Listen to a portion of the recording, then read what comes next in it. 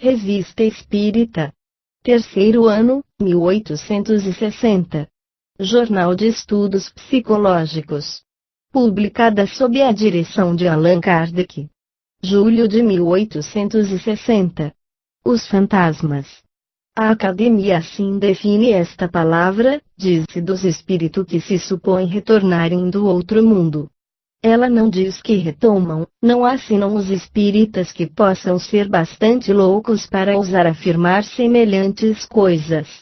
Qualquer que ela seja, pode-se dizer que a crença nos fantasmas é universal, ela está evidentemente fundada sobre a intuição da existência dos espíritos, e a possibilidade de comunicar-se com eles. A esse título, todo espírito que manifesta a sua presença, seja pela escrita de um médium, seja simplesmente batendo sobre uma mesa, seria um fantasma. Reserva-se, porém, geralmente, esse nome quase sepulcral, para aqueles que se tornam visíveis e que se o supõem, como disse com razão a Academia, virem em circunstâncias mais dramáticas.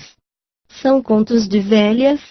O fato em si mesmo, não, os acessórios, sim. Sabe-se que os espíritos podem se manifestar à visão, mesmo sob uma forma tangível, eis o que é real, mas o que é fantástico são os acessórios, do qual o medo, que tudo exagera, acompanha ordinariamente esse fenômeno muito simples em si mesmo, que se explica por uma lei toda natural, e não tem, por conseguinte, nada de maravilhoso, nem de diabólico. Por que, pois, se tem medo dos fantasmas? Precisamente por causa desses mesmos acessórios que a imaginação se compraz em tornar assustadores, porque ela se assustou e que ela acreditou ver o que não viu. Em geral, são representados sob um aspecto lúgubre, vindo de preferência à noite, e sobretudo nas noites mais sombrias, em horas fatais, em lugares sinistros, cobertos de lençóis ou bizarramente vestidos.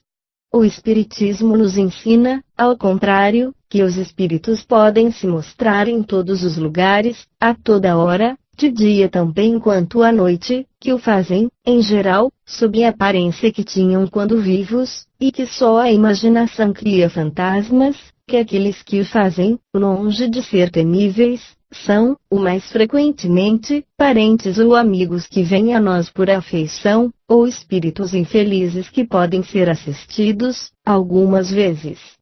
São farsantes do mundo espírita que se divertem às nossas custas e se riem do medo que causam. Concebe-se que, com estes, o melhor meio é rir deles e provar-lhes que não se tem medo. De resto, limitam-se, quase sempre, a fazerem barulho e raramente se tornam visíveis.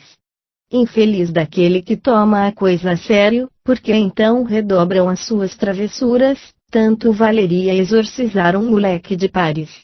Mas supondo-se mesmo que seja um mau espírito, que mal poderia ele fazer, e não se teria 100 vezes mais a temer de um bandido vivo que de um bandido morto e tornado espírito.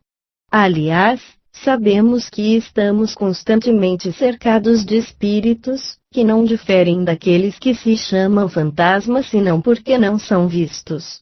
Os adversários do espiritismo não faltarão de acusá-lo a acreditar numa crença supersticiosa, mas o fato das manifestações visíveis, estando averiguado, explicado pela teoria, e confirmado por numerosos testemunhos, não se pode fazer que ele não seja, e todas as negações não impedirão de se produzirem, porque há poucas pessoas que, consultando as suas lembranças, não se lembre de algum fato dessa natureza que não podem revogar em dúvida. Vale, pois, bem mais que se esteja esclarecido sobre o que há de verdadeiro ou de falso, de possível ou de impossível nos relatos nesse gênero, é em se explicando uma coisa, raciocinando-a, que se premune contra um medo pueril. Conhecemos bom número de pessoas que tinham um grande medo dos fantasmas, hoje que, graças ao Espiritismo, elas sabem o que eles são, seu grande desejo seria vê-los. Conhecemos outros que tiveram visões com as quais muitos se amedrontaram, agora que compreendem, com isso não são de nenhum modo tocados. Conhecem-se os perigos do mal do medo para os cérebros fracos. Ora, um dos resultados do conhecimento do espiritismo esclarecido é precisamente o de curar esse mal, e aí não está um dos seus menores benefícios.